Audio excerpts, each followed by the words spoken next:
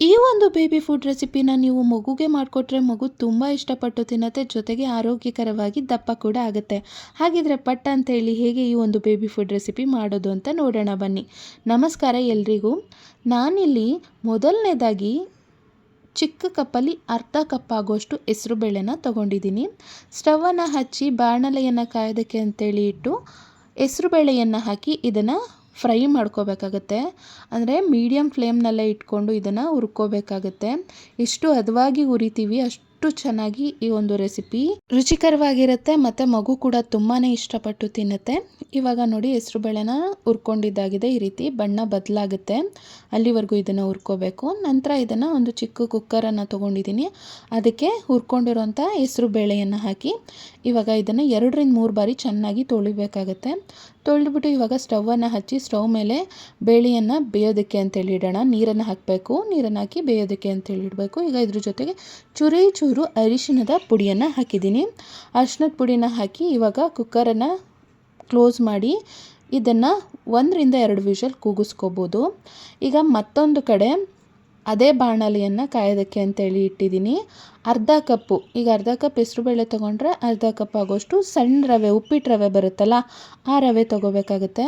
ರವೆನ ತೊಗೊಂಡು ಇದನ್ನು ಹುರ್ಕೋಬೇಕಾಗುತ್ತೆ. ರವೆ ಉರಿತಾ ಬಣ್ಣ ಅನ್ನೋದು ಬದಲಾಗುತ್ತೆ. ಇದು ಅಷ್ಟೇ, ಹೆಸರುಬೇಳೆನ ಎಷ್ಟು ಹದವಾಗಿ ಹುರಿದಿರ್ತೀವಿ ನೋಡಿ ಅಷ್ಟೇ ಹದವಾಗಿ ಈ ಒಂದು ರವೆನೂ ಕೂಡ ಹುರ್ಕೋಬೇಕಾಗುತ್ತೆ. ಈಗ ರವೆನೂ ಕೂಡ ಹುರ್ಕೊಂಡಿದ್ದಾದ್ಮೇಲೆ ನೋಡಿ ಶುಂಠಿಯನ್ನು ತೊಳೆದು ಸಣ್ಣದಾಗಿ ತುರಿದು ಇಟ್ಕೊಂಡಿದ್ದೀನಿ. ಅದ್ರ ಜೊತೆಗೆ ಚೂರು ಜೀರಿಗೆನ ಸ್ವಲ್ಪ ಕ್ರಷ್ ಮಾಡಿ ಜಜ್ಕೊಂಡು ಇಟ್ಕೊಂಡಿದ್ದೀನಿ.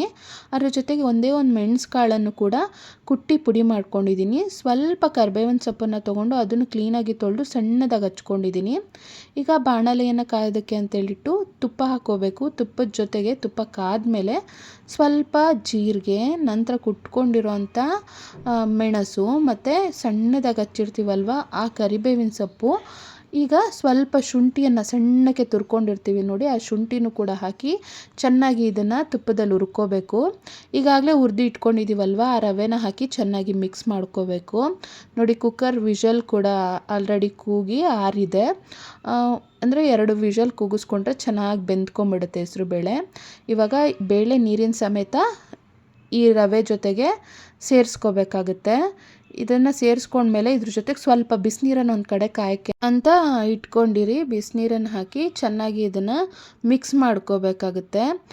ಈಗ ಅಗತ್ಯ ಇದೆ, 1 ವರ್ಷದ ಮೇಲೆ ಆಗಿದೆ ಮಗುಗೆ ಅಂತಂದರೆ ನೀವು ರುಚಿಗೆ ತಕ್ಕಷ್ಟು ಉಪ್ಪನ್ನು ಹಾಕ್ಕೊಳ್ಬೋದು. ಇಲ್ಲ ಮಗು 1 ವರ್ಷದ ಒಳಗಿದೆ, ಏನು ನಾವು ಉಪ್ಪನ್ನು ಬಳಸ್ತಿಲ್ಲ ಅಂದರೆ ಸ್ಕಿಪ್ ಮಾಡ್ಬೋದು. ಇಲ್ಲಾಂದರೆ ಚೂರು ನಾವು ರೂಢಿ ಮಾಡಿದ್ದೀವಿ ಅಂತನೋರು ಚೂರು ಬೇಕಿದ್ರೆ ಸೇರಿಸ್ಕೋಬೋದು ಉಪ್ಪನ್ನು ಹಾಕಿ ಚೆನ್ನಾಗಿ ಈಗ ಮಿಕ್ಸ್ ಮಾಡಿದ್ದಾಗಿದೆ. ಮಿಕ್ಸ್ ಮಾಡಿಬಿಟ್ಟು ಇವಾಗ ನೋಡಿ ಎಷ್ಟು ಕಲರ್ಫುಲ್ಲಾಗಿ ಎಷ್ಟು ಚೆನ್ನಾಗಿ ಕಾಣಿಸ್ತಾ ಇದೆ. ಈಗ ಸ್ಟವ್ ಫ್ಲೇಮನ್ನು ಸಣ್ಣದಾಗಿ ಮಾಡಿ ಸಣ್ಣ ಉರಿನಲ್ಲಿಟ್ಟು 1-2 ನಿಮಿಷಗಳ ಕಾಲ ಪ್ಲೇಟನ್ನು ಮುಚ್ಚಿ ಬೇಯಿಸ್ಕೋಬೇಕಾಗತ್ತೆ. ಸೊ ಬೇಯಿಸ್ಕೊಂಡಿದ್ದಾಗಿದೆ. ಇವಾಗ ಬನ್ನಿ ಸರ್ವಿಂಗ್ ಬೌಲ್ಗೆ ಇದನ್ನು ಸರ್ವ್ ಮಾಡ್ಕೊಳ್ಳೋಣ. ತುಂಬಾ ರುಚಿಕರವಾಗಿರುತ್ತೆ. ಮಕ್ಕಳು ಹುಷಾರು ತಪ್ಪಿದ್ದಾರೆ, ಏನೂ ತಿನ್ನೋಕ್ಕೆ ಇಷ್ಟಪಡ್ತಾ ಇಲ್ಲ ಅಂತ ಅಂದಾಗ ಈ ರೆಸಿಪಿಯನ್ನು ಟ್ರೈ ಮಾಡ್ಬೋದು. ಒಂದು ರೀತಿ ತಿನ್ನೋದಕ್ಕೆ ರುಚಿಕರವಾಗೂ ಕೂಡ ಇರುತ್ತೆ. ಮತ್ತು ಇದರಲ್ಲಿ ಬಳಸಿರೋಂಥ ಜೀರಿಗೆ, ಮೆಣಸು, ಅದ್ರ ಜೊತೆಗೆ ಕರಿಬೇವಿನ ಸೊಪ್ಪು, ನೀವು ಬೇಡ ಅಂದರೆ ಕರಿಬೇವಿನ ಸೊಪ್ಪನ್ನು ಸ್ಕಿಪ್ ಮಾಡ್ಬೋದು, ಬಟ್ ಕೊಟ್ಟರೆ ಒಳ್ಳೆಯದೇ.